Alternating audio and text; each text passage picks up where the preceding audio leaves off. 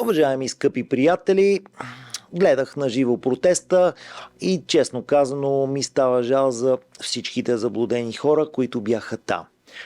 Естествено, хората правилно са против, но аз не видях за кой са за. И да ми каканижат полуграмотни младежи, че са за правова държава, нищо не означава. Те естествено нямат и представа какво трябва да се направи за това.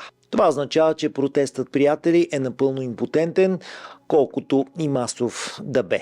А очевидното финансиране и добрата организация и участието на националните телевизии са явен знак за нечии накърнени интереси. Тези интереси даже не си дават сметка за последствията от всичко това.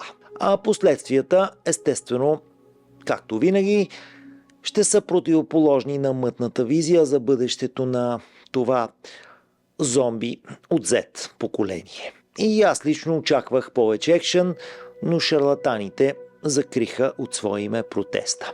Така че, моля недоучилите зомбита повече да не се правят на демократи, защото явно не разбират какво значи това. Щом тия шарлатани ви яхат като мулета, аз лично бих казал, че не трябва да претендирате за нещо ново. Ние естествено видяхме шарлатаните какво направиха, но явно вие от Z поколението още не сте видяли. Ние го живяхме вече. А явно поколението Z, поколението зомби, няма памет даже за 3 години назад. В този момент протестът се изроди в Мирчев и на чистоплътния Божидар Божанов. Накрая цъфна и Кокорчо. Сега аз лично очаквам да изпълзи единствено гнома. Официално за мен, приятели, това е край на протеста. Вече остана единствено манипулируемата тълпа. Аз лично, приятели, имах надежда, докато имаше лозунги, че не ги искат тези, както и Радев. И това ми показа, че лилипутското малцинство иска да се залепи за доста неориентираните протестиращи.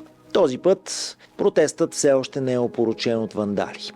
Опорочен е обаче за нещастие от шарлатани, което лично за мен, приятели, е изключително много по-гнусно.